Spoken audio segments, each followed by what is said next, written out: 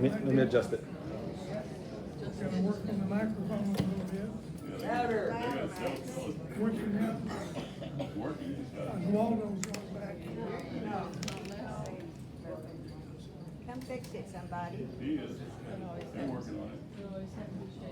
1, 2, 3. 1, 2, 3. No. Louder. Better, getting better, getting better. No sound. Speak up.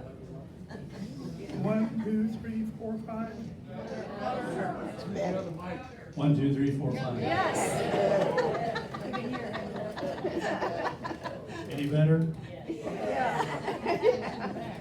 It tells you that I need an assistant, and I've got a good one here, maybe, I don't know. Well, let me thank you all for coming here this evening. We've got a full house. We're still putting some chairs up back in the back. So let me give a few introductory remarks that I think might be helpful to everyone.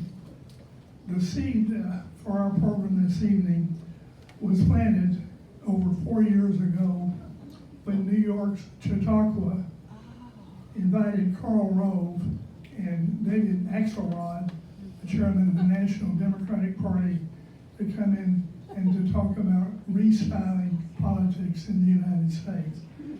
It was such a success that they later did it again, and later the Aspen Institute picked it up, and it was replicated in other places where KARL and David, and later I may ask you a question to talk something about that.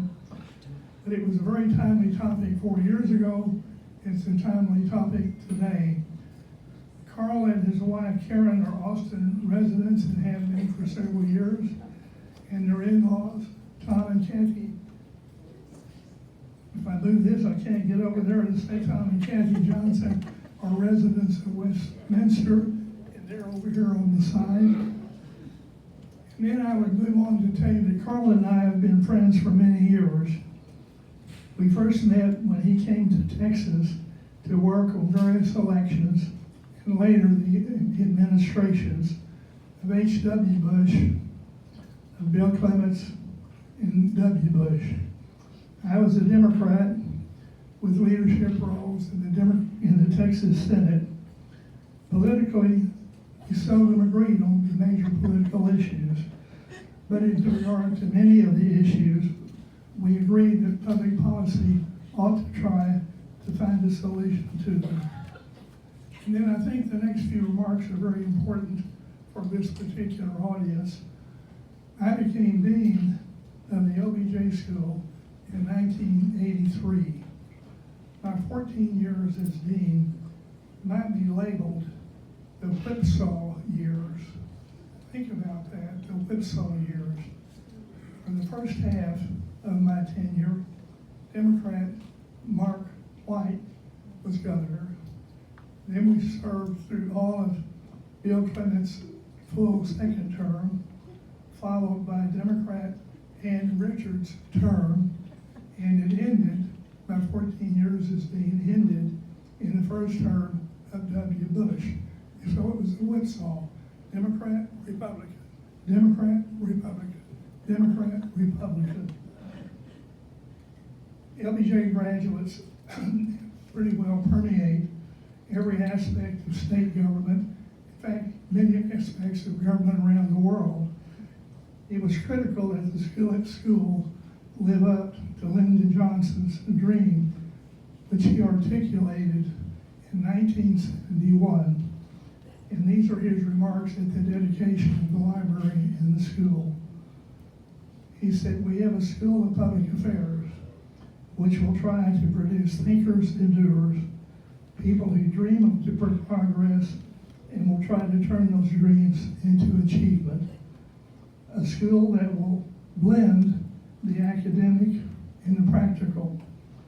And one of the practical aspects of that was it be nonpartisan. And even though it carried the name of the Democratic president, it's worked very hard to be nonpartisan through the years. In fact, one of the very earliest graduates was Bill Owens, who later became the two-term Republican governor of the state of Colorado. And I think it indicates how the program started and carried it out. So we've had graduates in both Republican and Democratic administrations. I'm gonna put this down because I need to tell this next story before turning it over to Carl with a question. When I became dean in 1983, there was no course in practical politics. So for an extra course, we created one at 8 o'clock in the morning with me as the lead teacher and a leading Republican and a leading Democrat as my co-teachers. We had 21 students, and that class became a very popular one. And it continued for many years where I would recruit leading Democrats and leading Republicans to co-teach the course with me.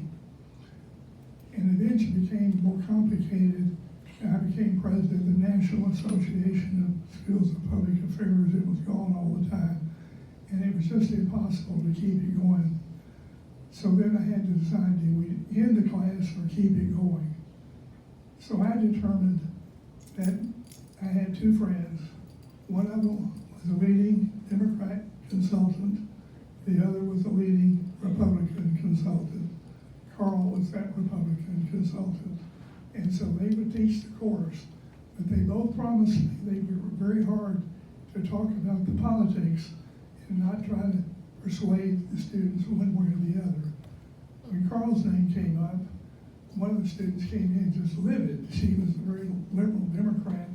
She was not going to take a course from that guy. And I said, give him a chance. And I shed a tear or two on this one. But then, when the course was over, and she was a Princeton graduate and a very distinguished record, she came to me and said, it is the best course I ever took. So I think it indicates that you can have partisan politics.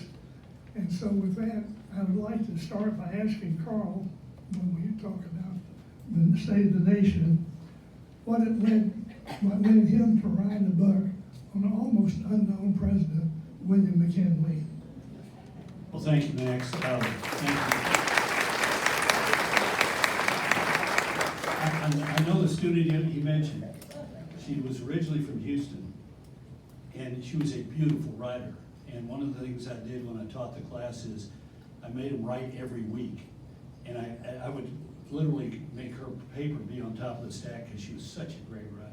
I had a great time. I still teach at UT, but Max forgot to say I was the only Republican member of the LBJ faculty at the time, proving that neither God or Max have a great sense of humor. Before I answer your question, I've got to pay respects to my father-in-law, Tom Johnson, and his wife, Kathy, who are here.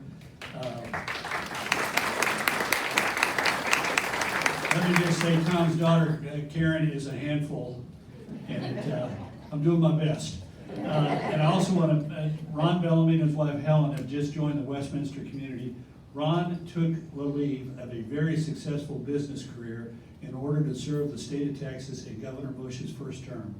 And I've always admired him for that. Here was a guy who said, I got a number of great years ahead of me in order to make lots more money, but he said, I'm a Texan and I want to serve our state. And Ron and Helen, I'm delighted to see you tonight. It's been a thrill. So why did I write a book about William McKinley? First of all, if you haven't read the book, it's a great read. It's got sex, violence, backstabbing, betrayal. Back then they had really cool nicknames. Everybody in politics had a nickname. The leader of the Republicans have a group of party bosses. They're called the Combine. And they're led by the easy boss, former New York Senator Thomas Collier Platt. One of his allies is the blonde boss, a 32-year-old congressman from Chicago, Illinois, who has at his command 20,000 patronage jobs. The leader of the Democrats, the front runner for their nomination in 1896, is Richard Park Bland of Missouri, who for 30 years has led the fight for the free and unlimited coinage of silver, something we don't really understand today, but it was, let me tell you, the country was on fire for it. And he led this, he called it the cause of humanity itself. And his nickname was Silver Dick. Anyway, I don't know. So the reason I wrote about McKinley is totally by accident. I I taught at the LBJ school, and I was teaching an undergraduate course in the Department of Government. And back then, Jim Fishkin, who the dean knows, was the head of the government department, and he said, "Carl, we'll put you on the fast track for the PhD. Get it done quickly, got all the credentials, we'll pick out a topic, we'll get you the PhD. But you're 44 and you need to get your BA."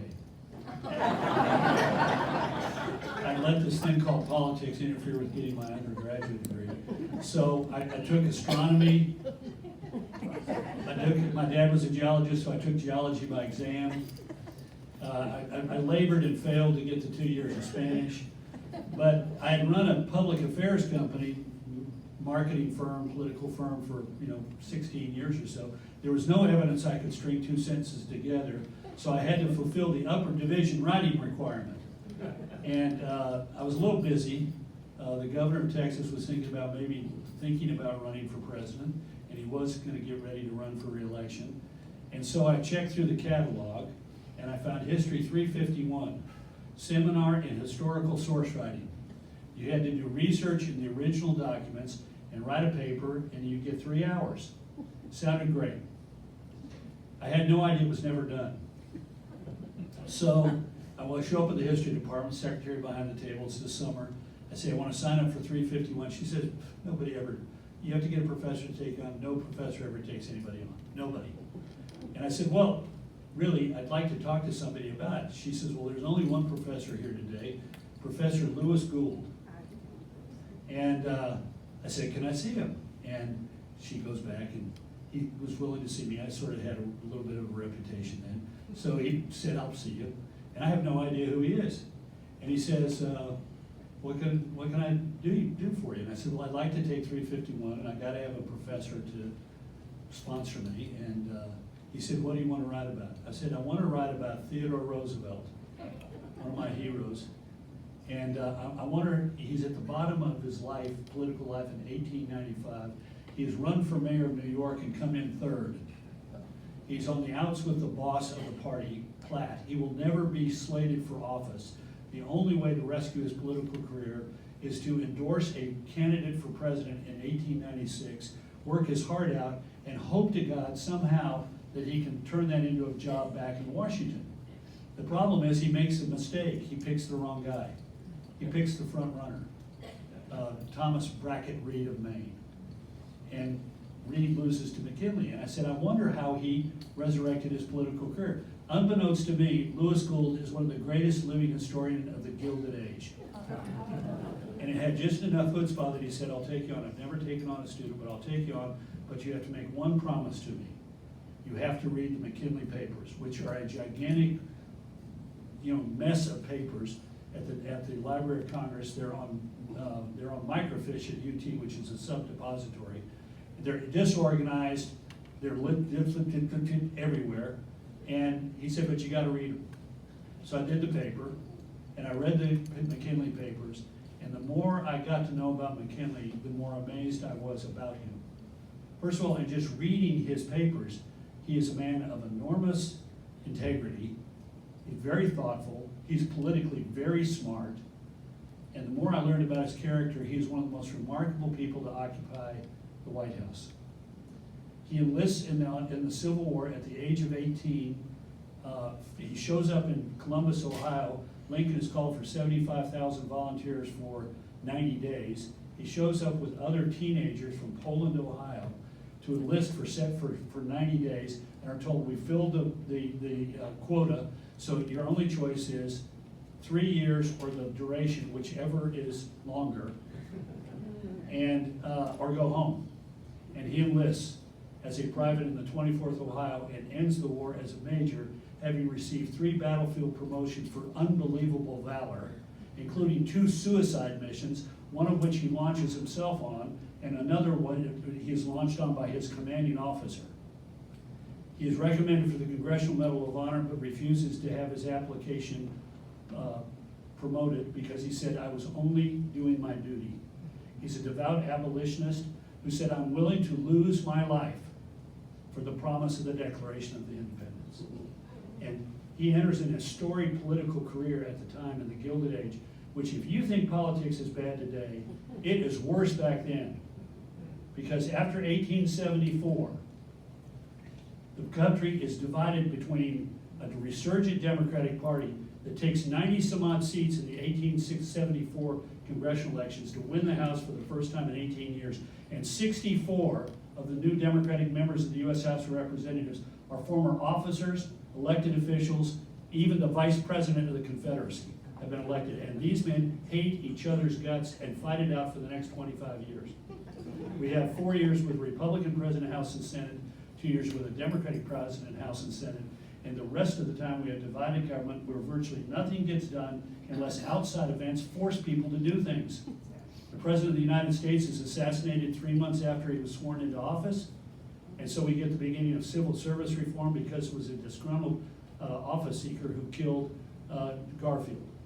We have Republican farmers and Democratic farmers saying the railroads are screwing us, they're charging us far too much to get our product to market. So we have a revolution, and we have the beginning of Interstate Commerce Commission and regulation of railroads. But otherwise, virtually nothing gets done during this period of time. But during this time, McKinley continues to grow in stature and respect by Democrat and Republican alike. And so he's an amazing character. And he's overshadowed by the fact he was succeeded by his vice president, whom the progressive historians of the 1910s and 20s loved, because Teddy is a gigantic personality, and McKinley was restrained, thoughtful, and a modernizer. He's the first modern American president. He has the first White House chief of staff, the first White House press secretary. He's the first president to appoint a trade representative who completes trade agreements with the 10 largest trading partners in the United States. He presides over the Spanish-American War, the absorption of the Philippines, the freedom of Cuba. He's a modernizer. In fact, when he is assassinated, his vice president, who has become president, makes a pledge to the country to calm the country. I mean, it is an astonishing scene when he's assassinated. 500,000 people line the railroad tracks between Buffalo, New York, and Washington, D.C. as the train bearing his body returns to the Capitol. And the stories are amazing. 30,000 people jam the station in Harrisburg, Pennsylvania. The governor of Pennsylvania cannot push his way through the crowd to pay his respects to Mrs. McKinley because there's so many people there to pay their respects to McKinley himself. And when the train begins to pull out of the station, the crowd spontaneously breaks into patriotic songs. He arrives in Baltimore, his body arrives in Baltimore, and the reporters talk about how for the last several hundred yards coming into the station, people have piled mounds of flowers onto the tracks. So when the engine comes rolling into the station, it's covered with flowers. When he returns, when his body is returned to Canton, Ohio, the reporters talk about it's a night run from Washington, D.C., about how all of the factories and the mines and the smelters along the road feature silent men standing in respect as their fallen leader is brought. The school children of Nashville, Tennessee, raise money, pennies, nickels, and dimes, to send a train car full of sweet pea flowers to the ceremony when his body is laid to rest in a receiving vault. So you have grizzled Civil War veterans, blue and gray together, walking into the cemetery and stopping to pluck a sweet pea flower and put it in their lapel. The entire cabinet is there, many of them openly weeping. The vice president, now president, is standing apart from them because he says if he sits with them, he's afraid his emotions will overcome him. And this is something we saw when Lincoln was killed, and we saw it again with JFK, but history's passed over the fact that this man was so popular for having returned prosperity to the country. So the more I got into it, the more of it, I'm a political science major, and we studied the election of 1896 as this, we studied their 5 great, what are called realigning elections. Dean Burnham, who taught here at UT, was the father of the School of Realignment. And the election of 1800, the election of 1860, the election of 1896, the election of 1932, some suggest 1980. These are elections in which major things happen that our politics is one way before and dramatically different after. And all of them are studied, with one exception, by looking at the man involved, the winner, Jefferson, Jackson, 1828, Lincoln, 1860, 1932, Roosevelt, 1980, Reagan. In 1896, we look at as a story of anonymous forces, populism, urbanism, agrarianism, working their way through the industrialization, working their way through the economy and the politics of the country. But in reality, it is one of the great political stories of all time, involving two of the most interesting people to ever run for president, William Jennings Bryan and William McKinley. Anyway, I strongly recommend it to you. I've already been paid, so you're not putting money in my pocket. I think there may be a copy in the library that you can check out, but it's one hell of a read.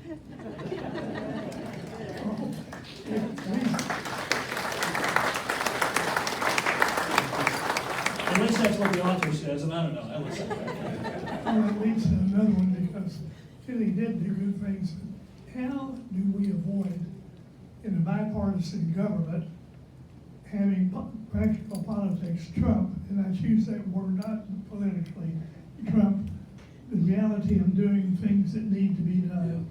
Can you repeat the question, please? Yeah, the question was, how do you, in the politics of our country, keep, and correct me if I'm wrong, partisanship from overwhelming the need to get things done? Well, first of all, politics is at the heart of it, so it's never gonna go away. And there are gonna be differences. The two major political parties have different ideas about many things. But it requires leadership at the top. And the leadership, typically, you get a sense of it as they run. This is one of the interesting things about McKinley, not to spend too much time on him. But let's spend some more. When he runs for president, his messages, we're all in this together. And he backs it up. The Republican Party was a party dominated by Anglo-Saxon Protestants. And it was a party that was anti-immigration. The largest political group in America is the American Protective Association, which was not a pro-tariff group, it was anti-immigrant. It had 13 million members in 1895. And they announced that every candidate, Republican candidate for president, is acceptable with one exception, William McKinley. Because as governor of Ohio, they had gone to him and said, we have found some Catholic immigrant prison guards at the state prison, you gotta fire them, and he said no. So they go out and attack him in 1896 as a, pro-immigrant, wants to Mongolize the country, blah, blah, blah, blah. They say he's a member of a secret Roman society, meaning he's a Catholic. And he takes this for only so long, and then he goes out and he says, yes, I'm a member of a secret society, my college fraternity. and the Loyal Union Association and the Grand Army of the Republic. But how could I be a Catholic? I'm on the vestry of the First Methodist Church of Canton, Ohio. But he went out of his way. He becomes the first Republican candidate for president to ever be endorsed by a member of the Catholic hierarchy. Bishop Ireland of Minneapolis endorses him, and this is part of the reason that he wins by the northern cities by such a big margin. But even more spectacular than this is October 9th of 1896. The trains come flying into this little town called Canton, Ohio, about 10,000 people, and 2,000 men in butternut gray uniforms get off the trains. These are Confederate war veterans in the Shenandoah Valley campaign, where he had been on the Union side. These are the men who tried to kill him, and almost did twice. And yet he has invited them to Canton as a sign of national reconciliation. And it's an amazing scene. They're delayed. A couple of the trains are being stopped by washed out bridges, so they have to wait for a couple of hours. The ladies of Canton, Ohio, feed the 2,000 veterans and their families. Every one of them is given a badge, half blue and half gray, with a quote from Washington on it. No east, no west, no north, no south, but a common country. They're each given a souvenir knife. They're given as a unit a giant silk banner with the slogan on it, half blue and half gray, that has been made by the wives of the veterans of the Grand Army of the Republic. And at 2 o'clock in the afternoon, they form up together, men blue and men gray, with their bands, and march up North Market Street.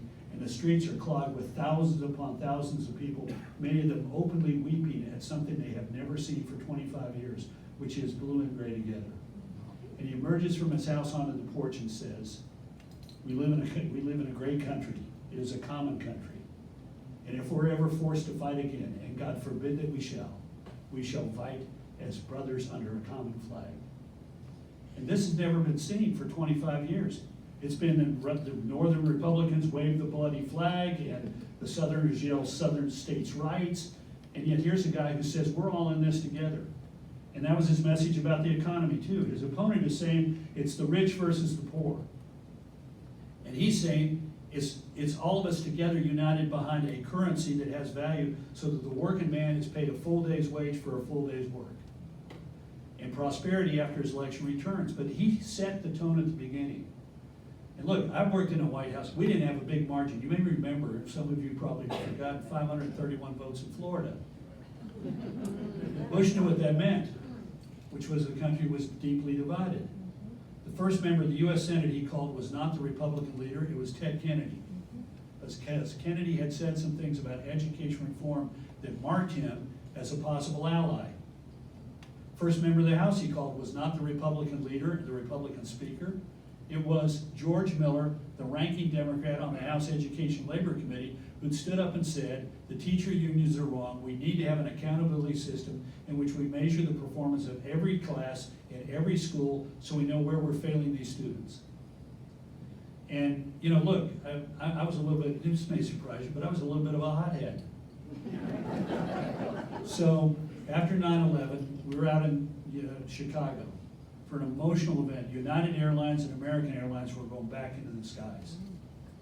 And a big ceremony, and people from both airlines, many of whom knew somebody who died on 9/11, were there.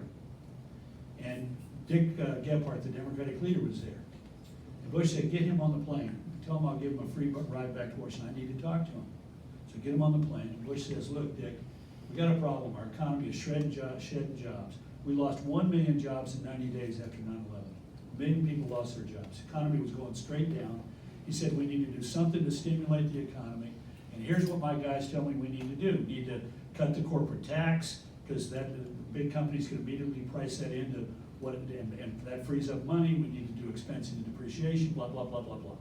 And Gephardt says to Bush, sounds good, but I can't get the votes for cutting the corporate tax rate. Mr. President, you got a majority, you can push that through if you like, but I can't get any Democrats to vote for that.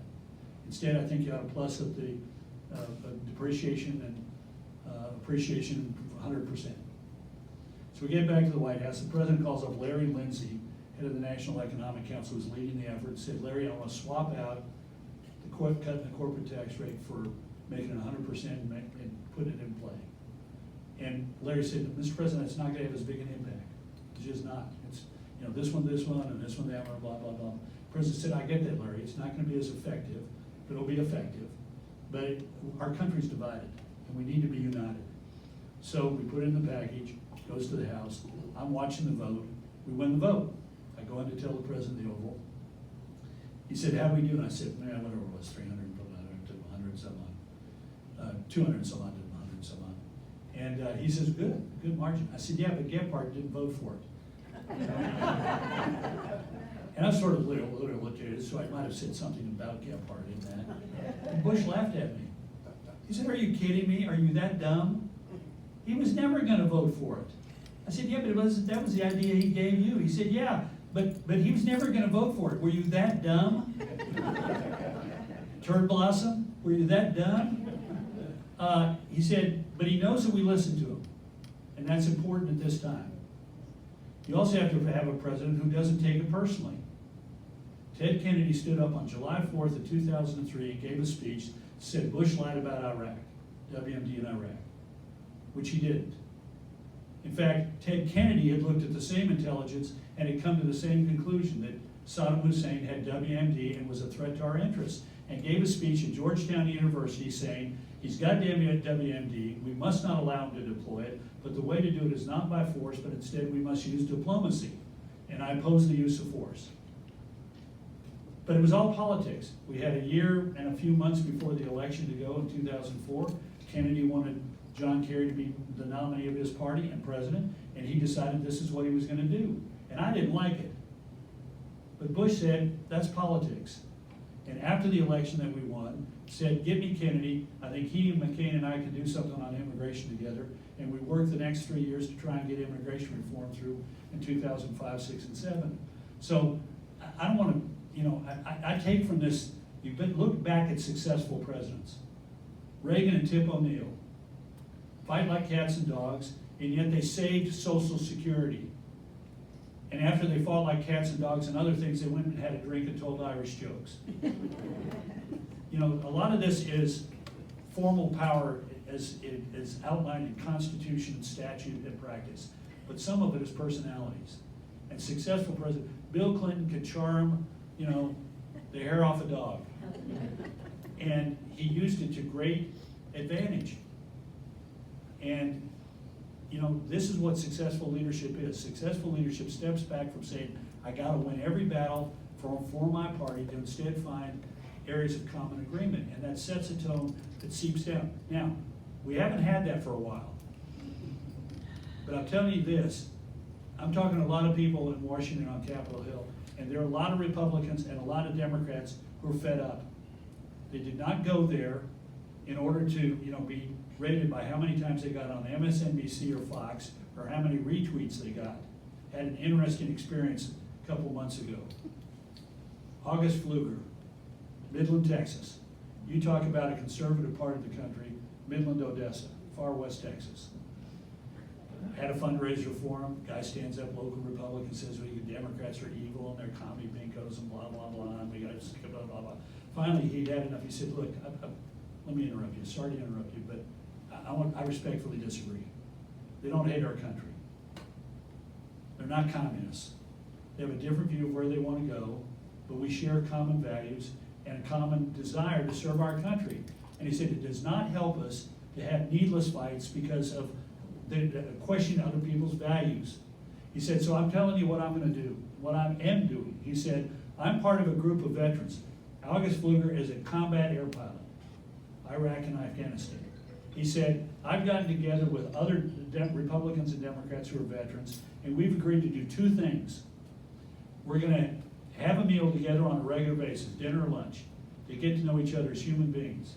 And second of all, we're going to pick out one thing that we're going to do with somebody on the other side of the aisle. And let me tell you what I'm doing with Seth Moulton, Democrat from Massachusetts.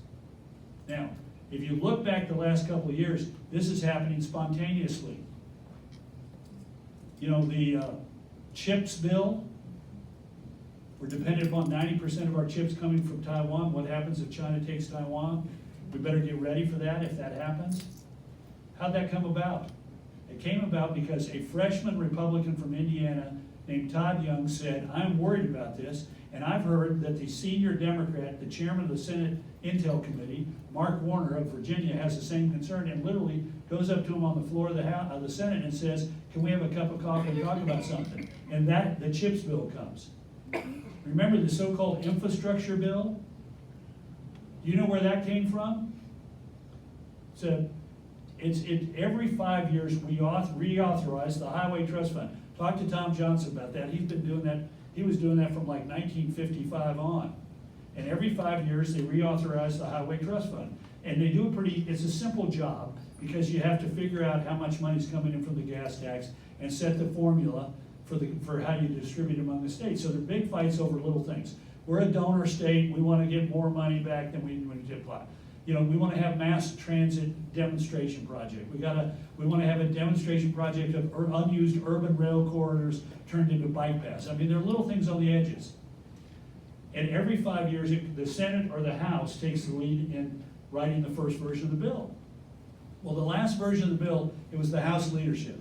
And they had a nut from Oregon who had in his version of the bill that, quote, no monies appropriated under this act may be used to create any additional capacity on any existing federal interstate highway or to create any additional new mile of federal interstate highway. Think about that for just 1 minute. I-35, 2 lanes. And the Senate Republicans and Democrats said, this is nutty. And they started talking to each other saying, are we going to wait for the House to send us this piece of trash? It's their job this time, but we're not going to wait for that stupid bill to come over here. So what do you think? Should we try and do our own version? And the Republicans and Democrats on the Transportation Committee came to a quick agreement about this complicated bill and said, we want a little bit of this and we want a little bit of that. So they sat there and said, well, look, that was easy. While we're at it, all of us keep talking about the need for greater investment in infrastructure in airports and intermodal transfers and waterways and ports and blah, blah. Can we agree upon a reasonable amount of money we think that we can afford to do that for the next 10 years, on top of the $750 billion that's coming in from the gas tax? How much more? And they say, well, let's do about just under $30 billion a year, and let's make it a process that is beyond politics and is done on, let's have the Corps of Engineers tell us, let's have the FAA tell us, let's have each one of the people who are responsible for the Transportation Department tell us what their priorities are, and we'll divvy up the money, but it's up to them to pick the project so that we aren't doing, quote, earmarks. And the bill comes out of the Senate Transportation Committee on a unanimous vote. Now, it wasn't the White House. The White House later said, the White House at that point is saying, we don't want the bill. We don't want it because it's going to undermine Build Back Better, whatever the heck that was. But the Republicans and Democrats said, no, infrastructure, we've come to an agreement, we're going to do it. And I think that's happening because the men and women we send there, yeah, we got the hot dogs. We got AOC and Marjorie Taylor Greene. But that's not the most of the people that are up there. Now, they do better if they had leadership that said, let's try and make things work. But, think about them. They're making a sacrifice, many of them. Sure, some of them got big egos, but a lot of them are making a sacrifice because they want to do the right thing.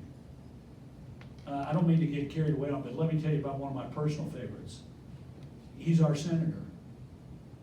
John Cornyn, after remember the guy gets kicked out of the Air Force and buys an AR-15 and kills 22 people in a church in Sutherland Springs, and is only stopped when some guy makes it to his vehicle, gets his weapon, and goes back in and kills him.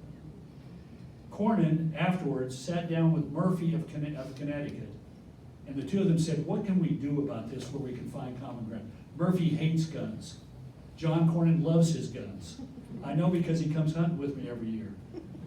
And the two of them found something out. They found out under existing federal law, that former airman should not have been able to purchase a weapon under existing federal law. But you know what happened?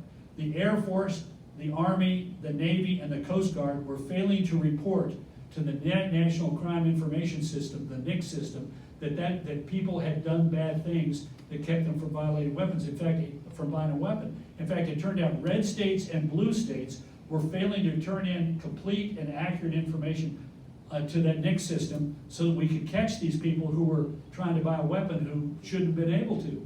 And there were blue states and red states. Idaho, we love our weapons. We love our hunting. We got better things to do with our money than to send in the records like required by federal law.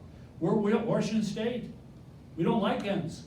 But we got a lot of homeless in Portsmouth, in Seattle, and we'd rather spend our money there. So these two guys put together a bill that said, if you're a state or you're a national agency and you have information, you have to file it in a timely and accurate way, or there will be penalties on your state or penalties on the leadership of your federal entity. 6 months later, everybody was up to snuff. Guess how many pieces of information were added to the system that said that the person connected to this bad information should not be eligible to purchase a weapon? Now remember, bad people tend to do more than one bad thing.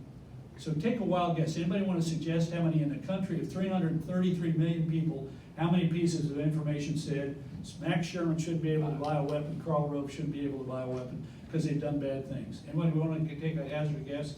Number, just toss it out. 10%. 1,000. 5 million. 5 million. Anybody else? How about 8 million? 8 million pieces of information. Now, I don't know how many people are going to be saved, but there's going to be people who are going to be alive because some guy or gal goes into a gun store to purchase a weapon, and that information is up to date, and they say, sorry, can't sell it to you because you did something bad that violated existing law. And you know what happened to John Cornyn? He went to 4,000 delegates at the Republican State Convention, stood in front of them, and got booed. And he could give a shit, excuse my French, because he knew he'd done the right thing. We need more people like that. More people who say, what's my job? And my job is to serve the people of my state and my country to the best of my ability. Sure, I'm coming from a philosophical perspective, but you know what? It's up to me to try and do the best thing I can, and there are going to be people on the other side who can work with me on it. Carl, to give you a chance to catch a wind, would you reflect, because a lot of people in the country were surprised when you and David Axelrod were asked to do a program in Chicago 4 or 5 years ago. Would you reflect on that and that relationship that's developed out of it? Well, actually, we had a great relationship even before that. I don't want to damage his reputation among the Democrats in the room, but he's one of my closest friends. Sorry. I've only got one complaint about him. My wife has a crush on him. Oh, how's David? Give him my best. Tell him I miss him. Come on, honey. I really admire the guy. And look, we don't agree. We agree on some things, we disagree on a lot of things, but I've never questioned his character, and I've never questioned his love of the country. And I'll tell you how we met. So I wrote it, when I left the White House, I was broke and owed lawyers a lot of money. And I wrote a book to try and make some money. And I did not anticipate writing the first chapter or two of the book, because it's about me growing up. But my editor said, you can't show up at 21 and people need to know where you came from and so forth, what your family was like, and so forth. So I wrote a chapter. And my mother committed suicide. So I wrote about it in the book. Hadn't talked about it much beforehand, but as you might imagine, losing your mother to suicide tends to have an effect on you. So I get this email from Axelrod, who is now at the Obama White House. Now, I can imagine how he got my email address, and probably involved an intelligence agency. But I get a personal email from David from his White House email account, and he says, I've read your book, I really enjoyed it, and I thought you might like to see this. And attached to it was a PDF of a newspaper article written by a young journalist in Chicago about a young man. And the young man is a student, and the police come and knock on his door, and his roommate thinks it's because they've got some dope underneath one of their beds. But the police have a different object. They say, we need you to come with us. And they take him and ask him to identify the body of his father, who's committed suicide. His father, who's a mental health professional, and could not find it in himself to ask for help, and committed suicide. And it is a beautiful, heart-wrenching story, beautifully written. You cannot read it without tearing up.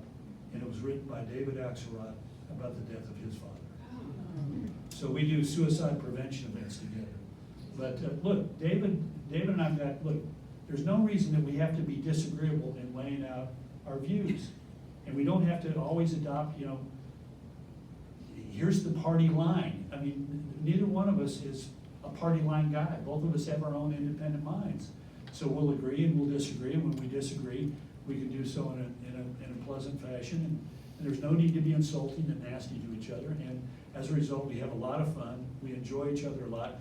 And we make vast sums of money for people who are willing to throw these gigantic checks at us for simply being nice.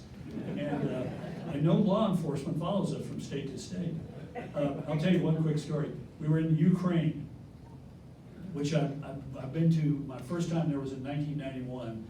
And David and I, about 5 years ago, got invited to give a speech, a conference there, where David, on the Democratic side, was also Howard Dean, and on the Republican side was Newt Gingrich. So anyway, I said to Karen, you got to come with me, because most of the time they pay for 2 people. Karen does not like to hear me speak, so she very rarely comes. But I said, David's coming, and Susan, his wife, was not able to. But we'll have a lot of fun, and I want you to see Ukraine, because I went to Kiev when it was a dirty, nasty, grimy Russian town, and the modern Kiev is one of the most astonishing transformations I've ever seen. It proves what liberty and freedom can do for people like the Ukrainians. But anyway, we go there, and the first time I went there, I stayed in the Hotel October, which was the nicest hotel in Russian Soviet Empire, Ukraine. And you literally had to have the president of Ukraine sign your registration card, because it was the premier spot in the country. Let me just tell you, the Motel 6 in Junction is like a 5-star hotel compared to this. So when we went back, we stayed at one of the nicer hotels, and I mean, it is like the Four Seasons on steroids. I mean, beautiful. Now, the problem was that they had a men's club at the top, you know, sort of like men, you know, girls, girls, girls. And Karen and David said, we're going out. I said, I'm not going there. I don't drink and I don't want to be around that crowd and I don't want the photograph. They said, we don't care, we're going up. So David and Karen went upstairs to the girls, girls, girls men's club and had a couple of glasses of wine and came back giggling. It was so funny, but apparently they're very attractive Ukrainian women up there. Carl, we're getting about close to the end of time. But one of the conversations that comes up here often, are we going to continue to be able to recruit able, competent young people in both parties, both genders, to run for office when it is so brutal in many ways? Yeah, I worry about this, but look, people want to serve. And, you know, if you've got the right frame of mind, you know, it's like Todd Young and August Fluger. They go up there, they know it's gonna be rough, but they find ways to make it better. And, you know, Jay Kelsey, who's a Texan, same mindset, you know, I don't like some of this stuff, but, you know, I wanna do something good for my country. Now, after a while, it wears out. One of the better members of the Senate is a Democrat from Colorado named Bennett. And, you know, he's had enough. There's just a point at which he says, you know what, I've been here for, you know, 12 years, going on 12 years. I still want to contribute. There's an open governor's seat, and I want to go back home. And you're going to see more of that. You know, we have a former senator who's now the governor of Indiana. Why? Because he just sort of, you know, he did it. He stayed as long as he could and said, you know what, I feel like I can make a contribution in something else. And you see some of it in members of the cabinet who go into business, and some of the members of the cabinet who go into you know, private groups that are, you know, the education secretary, for example, under President Obama, has done a great job in advocating for education reform. And he's done so as a private citizen involved in a private group. But most of the, you know, the bad ones like to sort of hang around forever and be ineffective. And we've got new younger people who think that their job is to be a social media influencer. But I still think most of the people that, look, we send them there. It's up to us. It's up to us to figure out whether they're going to be, you know, troublemakers or constructive personalities. And I worry about the weakness of both political parties, because the Democrat Party is broken, the Republican Party is broken, and what that means is it's controlled by the extremes, and as a result, it is more like who's going to agree with me 100% of the time, instead of it used to be we were more practical about it. We said, who can win? And that meant we were concerned about the voters. And we were not worried about the voters in the primary, we were worried about the voters in the general population. So we'd say, okay, you know, we better get X to run, because X is going to have a better shot at putting together a winning coalition. And we're away from that now because the parties are so weak, and the power of outside groups, whether they're on the left or the right, is much enhanced. Your last comments caused me to maybe add one little item to ask you a question. Here, go ahead, use this one for a second. I don't know why mine turned off when I pick it up. Thank you. Oswaldo, have you got it in for me back there? But I chaired the various Truman Committee to choose Truman Scholars for a number of years. One of the members of my committee for a number of years was Henry Bellman.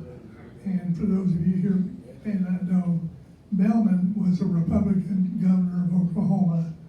And then he, after 2 terms, he was elected and served 2 terms in the U.S. Senate. And then later he came back and he served as governor of Oklahoma again. And so after we had become good friends sitting in those committees, choosing Truman Scholars, I said, Governor, what is the difference in being in the U.S. Senate and being governor? And he sat back, and these are almost verbatim words. He said, well, being in the U.S. Senate is like going out into the woods and sitting down on a rock and watching a stump rot. He was not happy in the Senate. He felt like it was too long to get things done.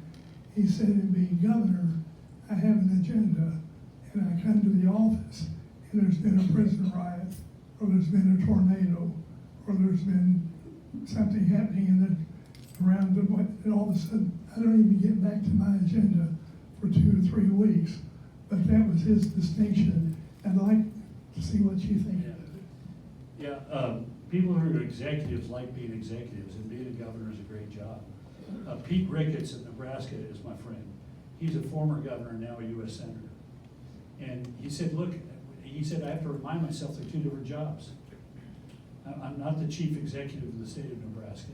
I'm the representative of the Nebraska people sitting with 99 of my colleagues to make the decisions about legislation that either we create or that the administration creates. And it's our job to examine the problems facing the country and help try and stay ahead of the problems that we have by finding solutions that keep us ahead of those problems. He said, I find it interesting to be a senator. I enjoy being governor because he's a business guy, and he likes the idea of setting an agenda and doing. But he said, in many ways, being a member of the legislative body is more difficult because you get in a tendency of saying, well, somebody else is going to tell me what's coming in front of me, and I vote on it. He said, that's not our job. Our job is to think ahead and stay ahead of the problems, not just be asked to resolve the problems, but to stay ahead of the problems. I thought that's a good insight on it.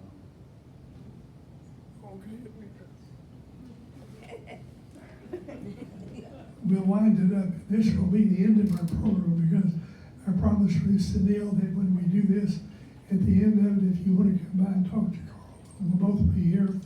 But I've listened to a number of reviews of your book, and one of the interviewers said, would you sum up in one sentence what you learned from a book about a president that very few people know about? And would you want our meeting up here today the same way? Leadership requires a vision, character, and a recognition that we're a diverse country that has to have a pivot point that seeks to unite us on common big problems. And I had a lot of fun writing the book. Texas plays a role. The Texas Republican Convention is held in the Austin, the Village Opera House, home of the Austin Club. How many were members or know the Austin Club? Raise your hand. Okay, on the second floor of that big room, the Republican State Convention is held, and on the third day, the convention breaks down to an armed fight when the convention chairman, a black Republican from Galveston who's led the Republican Party in the state for 25 years, attempts to ram through a slate of delegates committed to the front runner, Thomas Brackett Reed, and the McKinley men who dominate the convention storm the podium, which is surrounded by barbed wire, and one of them pulls out a pistol, and another one pulls out a pistol in return, and they stare at each other for a few seconds, and then the Austin American-Statesman said, the room then fell down upon itself, and for 20 minutes they beat the hell out of each other until the city cops show up and stop the fight. So who says politics today has changed?